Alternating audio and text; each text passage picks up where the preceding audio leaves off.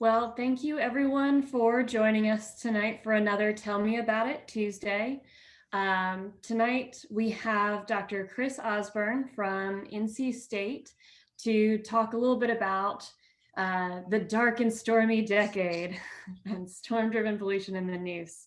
So Dr. Osburn uses geospatial analytics to investigate how land use and extreme weather events affect the biogeochemistry of coastal waters.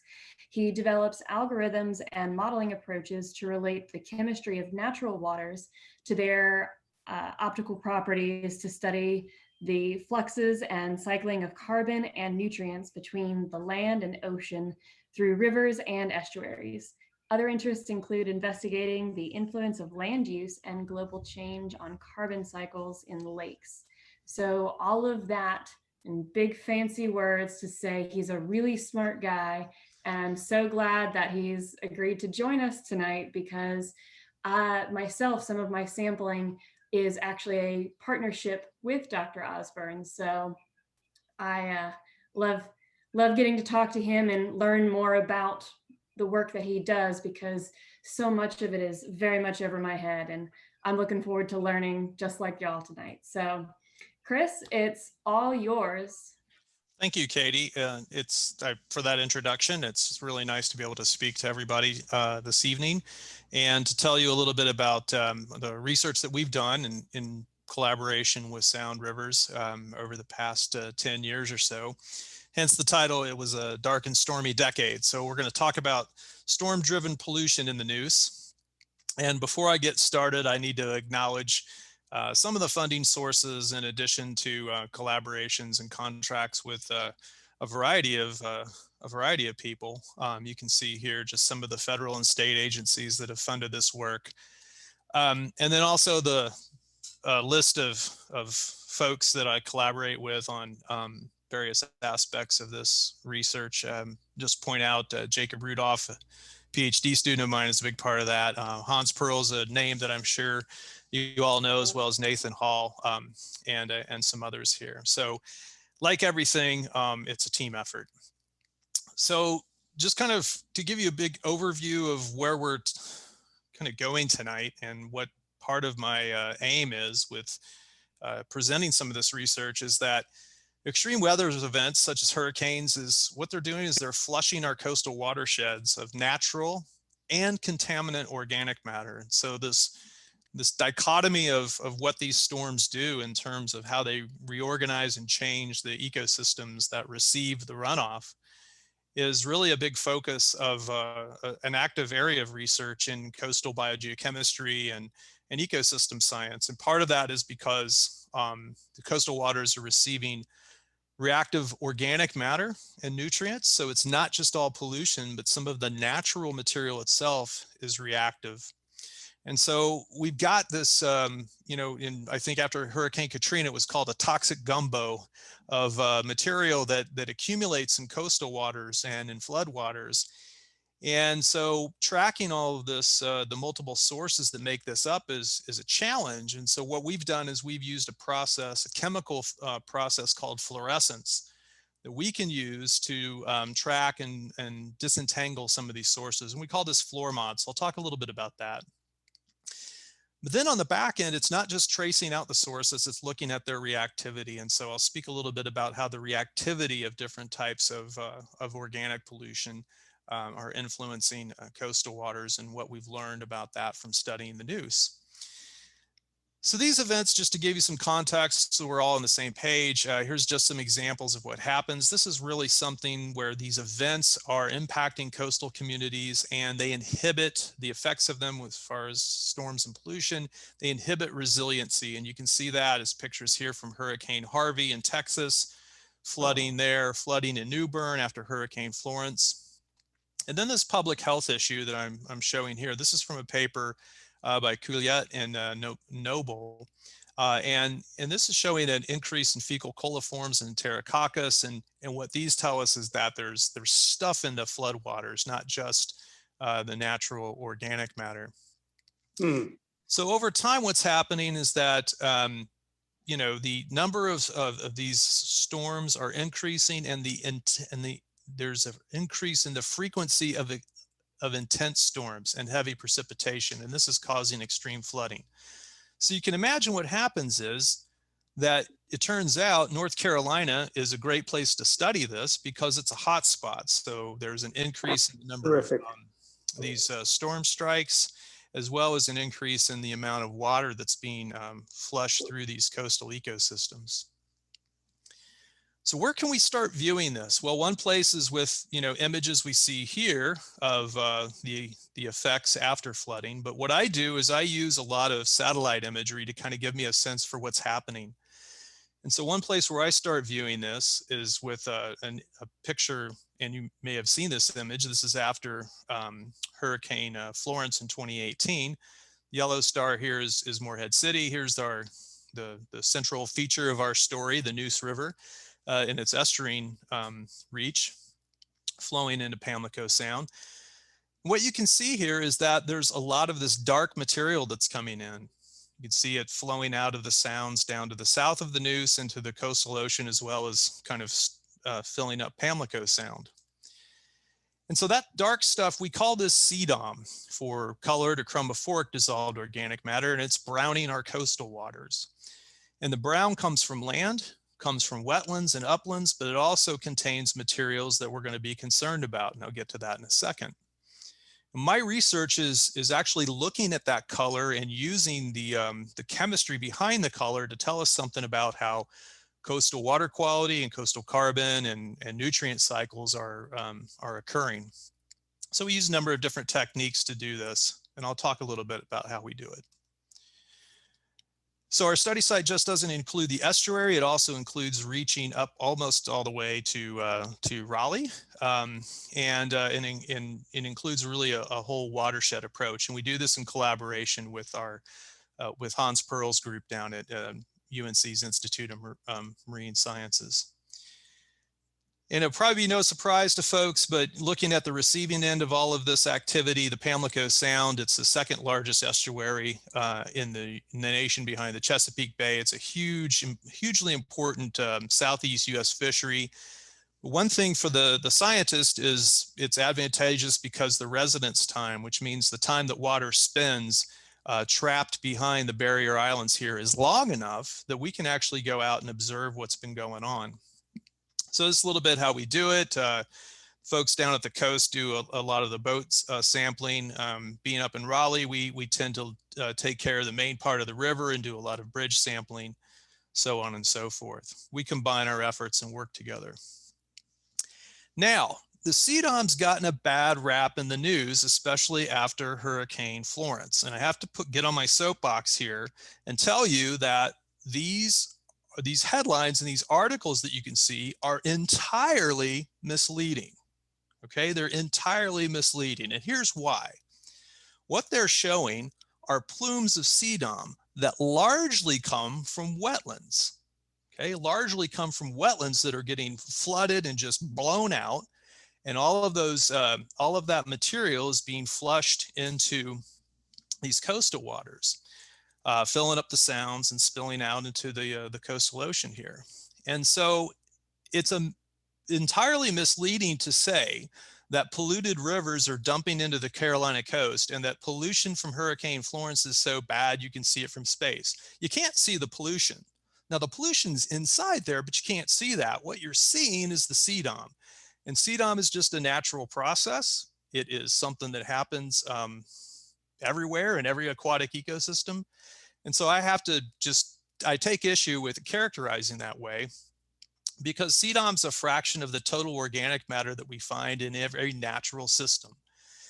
And some of it has features that contain nitrogen compounds and phosphorus compounds. And so it ends up being a critical role in aquatic ecosystems. Now, one thing it does do is it binds pollutants, so it can act as a vector for them.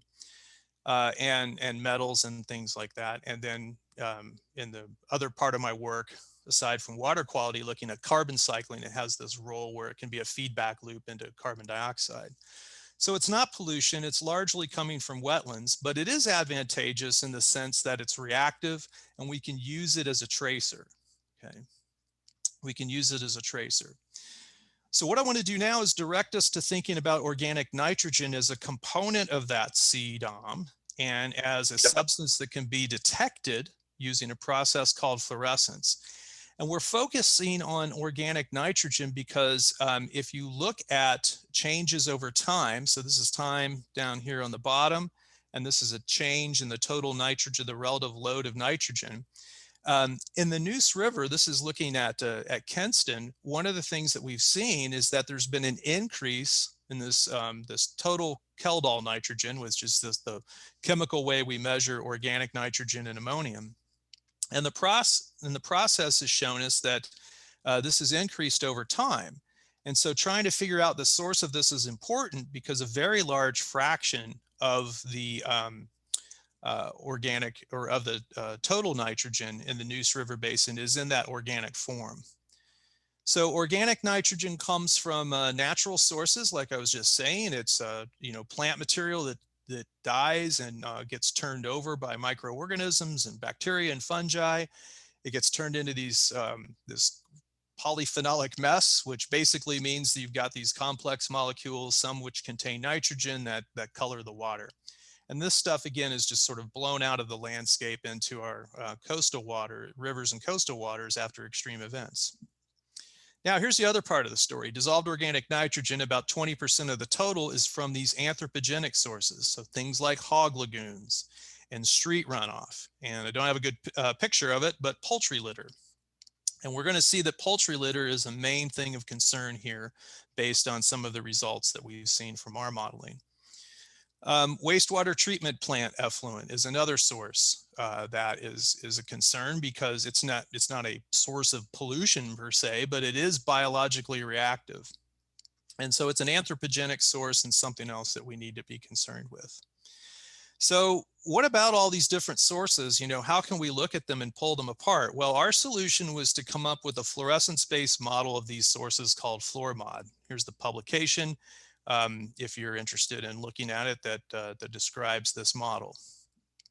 So a little bit about fluorescence. So if we take light and we split it up with something like a prism, we can see that it has all these different colors as a component of the total. Well, we can do something else where we can illuminate samples that have that brown color, that Cdom in it, and look at the response because they give off different samples give off different patterns in terms of the way they respond to those different wavelengths of light. And so what I can do, and many others, not just me, but we can create fingerprints for different types of sources. And so this just shows you the 8 sources that went into FluorMod. You can see here there's the natural background, but then some others. D here, panel D, this is the poultry litter leachate. And so that was compared to a variety of these others. We got swine lagoon, street runoff, so on and so forth. And what I want you to get out of this is not to remember what each one of these looks like and then be able to recall it from other information, but just to see that we can use this technique to get a lot of, each one of these pictures is a little bit different. And so we can utilize those differences to model the sources. Now, what we do is we use a fancy technique called parallel factor analysis, or ParaFac. And all that does is allow us to pull apart this information into discrete components. And what we were able to do is to come up with a model of 9 components from those 8 sources. Okay. So in other words, we now take and we have a way to statistically collect a river sample and then measure its fluorescence, put it through FluorMod, and FluorMod will tell us the relative percentage of each of those 8 sources. So we did that, and we end up generating this information in terms of or viewed as like pie charts. And so you can see here, this is in an urbanized catchment near Raleigh. This is one sample and how FluorMod told us what made up that sample. This is in an agriculturalized catchment, so it's in the Neuse River just downstream of Kinston. What you can see here, the pie chart looks a little bit different. One of the things that you'll note is that the poultry leachate is absent in the urbanized catchment. We expect this. There aren't that many chickens running around Raleigh. There's a few, but not that many. But we do see a lot more of the poultry signal. That's this blue slice here in the agriculturalized catchment, so further downstream. So land use is clearly an influence. But by and large, the largest fraction from those pie charts was the natural background. So when we did this project, rather, one of the things we did is we had observations right after Hurricane Irene in 2011. And so this is where we begin to see how the storm also affects DON sources at the margins. So here's the storm track from Hurricane Irene with the rainfall amounts. You're going to see a couple of these for different storms. This is just a chart showing observations over time and floor mod predictions in terms of the percent of source. And the one that I want you to keep your eye on is the red dots. This is the poultry source, so the poultry leachate. And you can see how the source increases dramatically as the floodwaters move through the system. And then over time, how it sort of responds to flow events. And so this is kind of what we're seeing here, is that we don't have the dominant amount of DON, of this organic nitrogen, coming from these ancillary sources, but we do have substantial fractions, and they're responding to these storms events. So then what we can do is utilize this to actually quantify the amount of nitrogen that we have to worry about from the different sources. And we can not discount, but at least account for what the natural environment is doing by looking and quantifying the reference sources, the natural background. And this is important because when we think a lot about how eutrophication and pollution effects on coastal waters and our receiving waters and our estuaries are influenced by nitrogen loading, the organic nitrogen is something that you can't get the source of it simply by measuring its concentration. You have to look at techniques like floor mod in order to do this. So it's combined techniques. So floor mod works pretty well for detecting these fresh sources, and we're able to validate them and utilize this geospatial approach to looking at how they move through the landscape. So the other part of this, as we kind of begin turning our attention to how reactive this material is. So it's one thing to say that we've got DON and we can measure DON coming from street runoff, or it can come from, poultry sources or swine sources or wherever it comes from. What does it actually do when it's in the system? Does it matter that it's, as reactive as what would be in the natural background? Well, here's some results from a paper by Alex Hunschel, was a PhD student with Hans, and I collaborated with them on this work. And this is some really nice experiments that Alex did, where she looked at the response of adding the leachates to estuarine phytoplankton, basically to see does that make them grow any better and contribute to their growth beyond what would be sort of if we just added an equivalent amount of inorganic nitrogen, so something like nitrate. So we're taking the chicken litter organic nitrogen and we're testing that against the nitrate. And so what you can see here is that indeed what happens is after a couple of days, we get an increase in chlorophyll biomass, or in chlorophyll concentration is an indication of algal biomass, and an increase in primary production rates. And so that tells us that there's some stimulatory effect that adding that chicken litter did. So it turns out that, unlike say the wetland or the background DON, the chicken litter DON actually was something that the algae preferred. They also slightly, but the statistics don't really bear this out so well, were in the growth rates, the primary production rates, those were slightly enhanced by adding effluent from wastewater treatment plants. So you can see there's just not quite really to be statistically sound to say that there's an indication there. So you got about the same amount of growth from the wastewater treatment effluent than you did from just the nutrient controls. Now, you can't do these analyses without looking at the natural background. So we did that as well. We kind of added back the natural background to these of the natural DON to these experiments. And you can see it basically is about the same as the nutrient control. So no stimulatory effect. So really the only thing was the poultry litter was really driving a response in the ecosystem.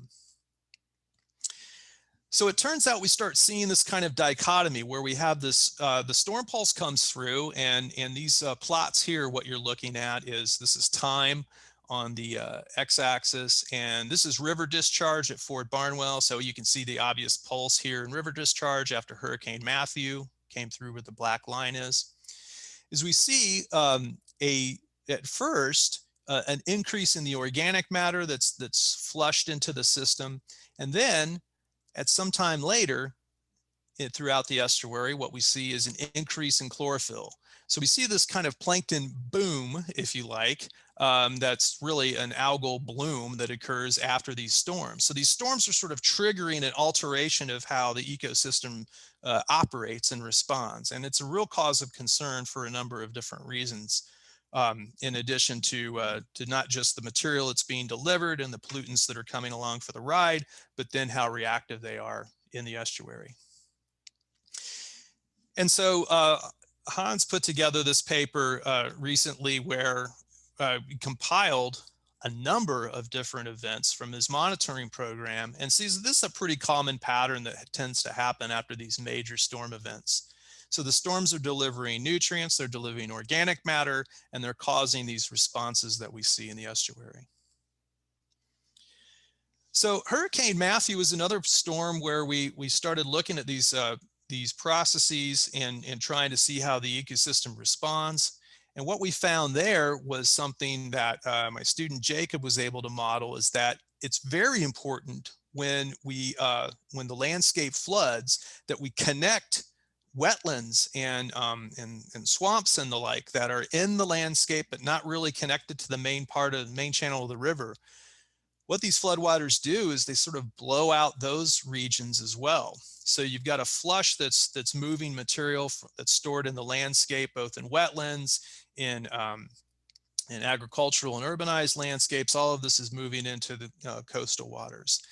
And so we use a variety of chemical tracers to kind of show that this wetland signal, which are these brown boxes here, tend to persist well after the event. So even, if you look lower into the to the mouth of the Neuse River estuary, into the lower Pamlico Sound, that wetland signal is dominant even months after the storm passes through. And so this ends up being important because all of that reactive material means that now we're taking and we're turning a system that might be trapping carbon dioxide with primary production and algal growth into a system that's slowly exhaling by respiring that material. And so it's a counter to some of the increase in the primary production and the algal biomass that we've seen.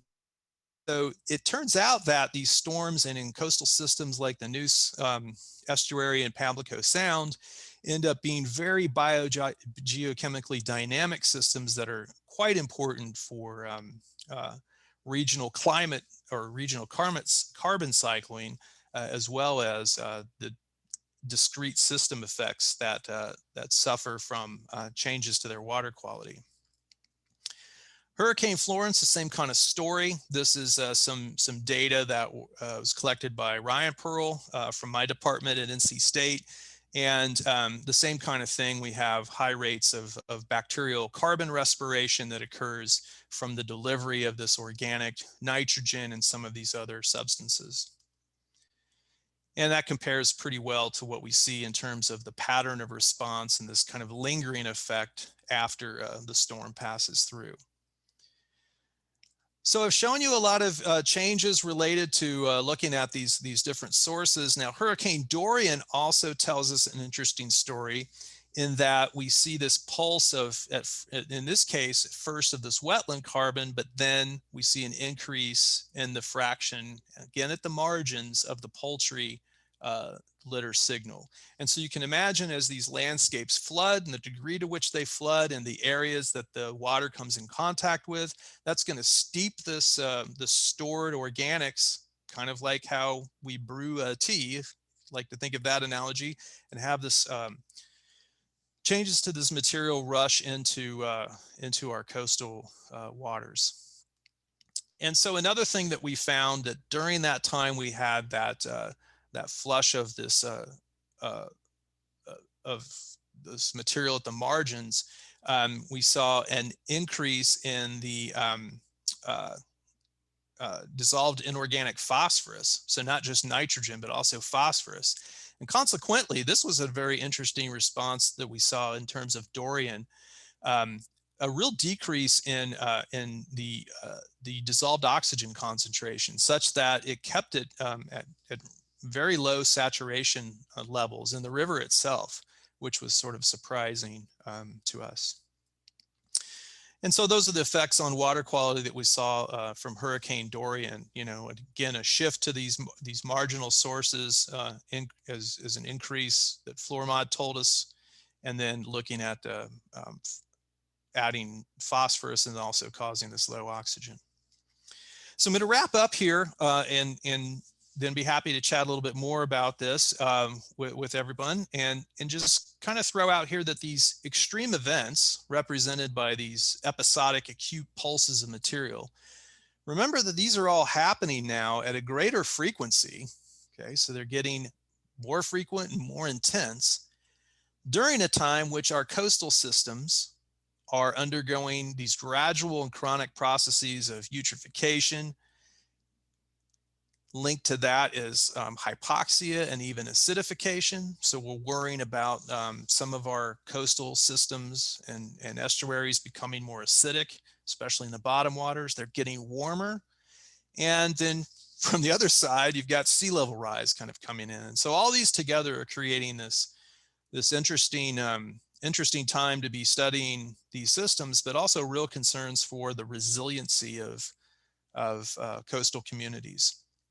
So, you know, we kind of pitch this as the new normal. So this is, you know, if you look at it, we've got some of the strongest storms that we've had. 6 out of the 7 of the wettest tropical cyclones have occurred in the past 20 years. And so all of these attendant effects that I've described here are something that I think we're going to be seeing more of. And, you know, we sort of advocate for trying to really focus on, you know, the material at these margins. So it's that 20% that we're worried about. So storms and pollution go hand in hand, but they're mixed in with the natural materials. And so tools like Florimod are really ones that are important to try to keep us going and to understand, you know, how the sources change, sleuthing out these sources, but also comparing one storm to another. So you do see, and we are beginning to see differences. So making this predictive is very difficult, and it emphasizes the need for monitoring and responding to these storms. And that's basically is what's going to allow us to maximize and sustain our ecosystems and develop the resiliency that we need. And with that, I'll thank you for your attention and be happy to take any questions. Wow, thanks, Chris. It's funny, after I talk with you, I always feel simultaneously smarter and dumber at the same time. So we had a couple of questions come in on the chat, and I'm going to get to those first. And if anyone else has a question after we get, there's just two, after we get through those, feel free to unmute yourself or turn your video on and wave, and you know, I'll call on you and you can unmute and ask your question. The first one was back several slides after you had the Florimod images, and it was the pie charts with the different sources, the reference versus poultry litter, etc. The question was, is the largest blue areas on the pie charts called reference areas, or the natural materials in waters that should be there? Basically, I think the question is, what do you mean by reference as? Yeah, so thanks for that question. That's a good question.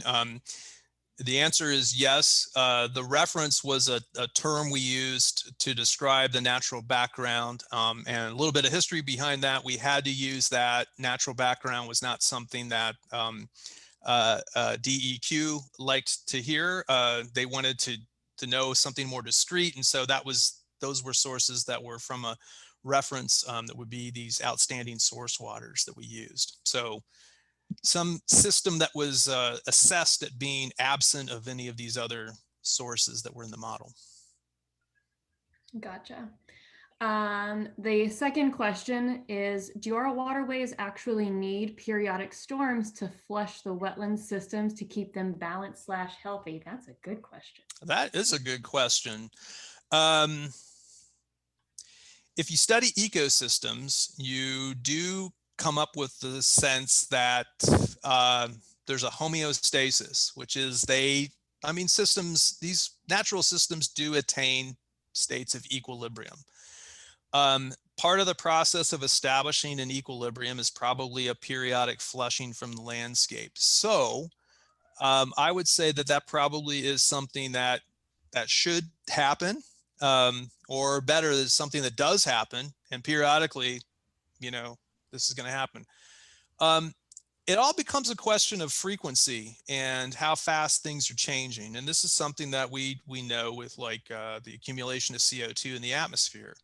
So if you look back long enough through Earth's history, you know that atmospheric concentrations of CO2 go up and down over time. It's probably the same sort of thing here, is that the problem now is that the rate of CO2 increase in the atmosphere is going really fast. So if we're more quickly flushing out those systems, that could be problematic, because think about it this way. If the overall system, the integrated coastal system, is at some equilibrium at time 0, and now we start increasing the time that we're flushing stuff out, it's kind of like overeating. So you've got too much stuff. Some of it's really good and you like to eat it. And so the system responds accordingly.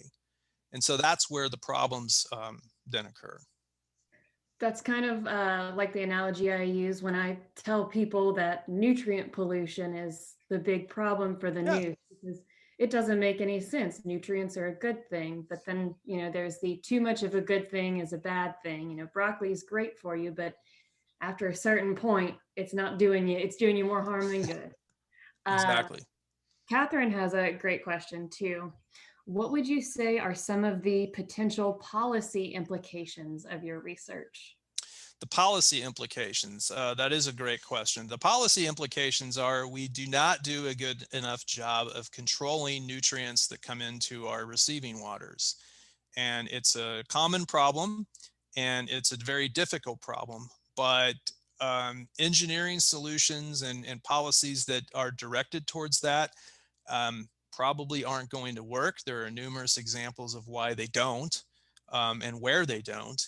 And the best thing to do is to turn it off at the tap. So if you shut down that overflow of nutrients that are coming in, then you stand a better chance of at least giving the system enough time to respond or attenuate from things like storms. Gotta cut the head of the snake off. Yes. Yeah, no, in my experience, the reason why a lot of policies or regulations don't work is due to the lack of enforcement, whether intentional or consequential of budgeting restrictions. That's something that I've seen a lot too. That's all the questions that we have in chat so far. If anyone else has any questions, feel free to unmute yourself. Pat, I see you raising your hand. Oh, you're still on mute, Pat. Hold on. Okay, I got it. I wonder where fertilizers and fertilizer runoff from like golf courses and people's yards, what kind of effect those have, if you have a way to tell that. So those types of things, unless it's organic, like manure that's being applied, we don't detect it. So that's one thing. So inorganic, if you're adding just like, you go to the hardware store or Home Depot or whatever, and you buy fertilizer and you put that, unless it's organic, you don't detect it. So it's the response in the system that we could detect: increase in biomass and a number of different things like that. We had another question come in on the chat. It says, standard agricultural recommendations are based on half of the nitrogen in poultry litter. available for crop use. Is this the main difference from farming without poultry litter? I'm just gonna open the chat so I can read that Yeah. again. Sometimes it's easier to Best read. on half. Yeah, and I can elaborate on. Sure, Carl. Yes, please. But that's when we make fertilizer recommendations. That's what we ask farmers to get rid of. Carl, we can't quite hear you. You sound real muffled. So I think I understand what you what you're asking, Carl. And so my response would be that so you're asking about half of the nitrogen in poultry litter becoming available for crop use. So it's the main difference between farming. Is this the main difference of farming without poultry litter? Well, if you farm, my guess is that it does. If you're adding the inorganic nitrogen, it doesn't matter where it's coming from. Inorganic nitrogen, ammonium nitrate, that's the same. It doesn't matter where it comes from. With the organic fertilizers, that's where it's important, and that's where it matters. And so that I think that's what you're asking. But I can't quite hear what you're saying, unfortunately. But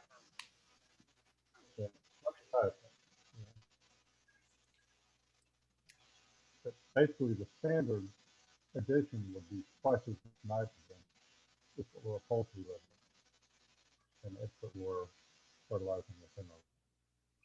So that would be okay. So I think the way to answer that would be that it then matters how much is retained by the field, right? So if you have retention of that nitrogen and then it's eventually, taken up into the crops or other plant biomass, or if it's denitrified in site and you lose it through N2 or N2O into the atmosphere, that's one way.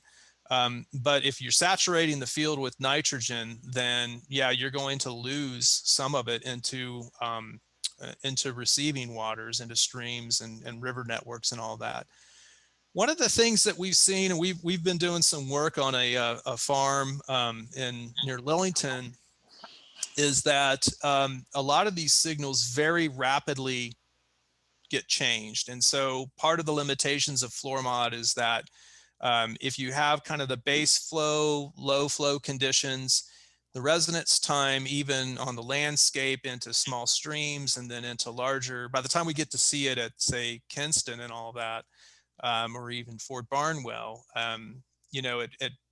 at base flow, a lot of that stuff's moved out of our analytical window. So it's really after the strong storm events where we show that this is where you get the huge pulses anyways. That's where FloorMod's most effective, is when you can go out there and quantify what's coming off the landscape.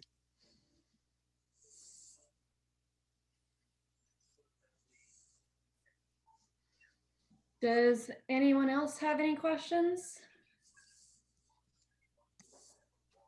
No? Well, of course, you can always email soundrivers.org if you, think of something later, which is what always happens with me. And like Corinne mentioned, we are recording this, so you can go back and rewatch it or share it with friends, and all of that will be available through Sound Rivers soon. And so last call, unless anyone has any burning questions, I feel we can go ahead and wrap up and say a huge, nope, Corinne, you psyched me out there on that. Well, we can say a huge thank you to Dr. Osburn for telling us about it on Tuesday. It was great to have you. And again, oh, look, we have applause emojis. Oh, Yay. All right. and finger waves. Well, thanks very much. Yeah, it was very nice being able to present some of our work and to talk with some of you and to answer your questions.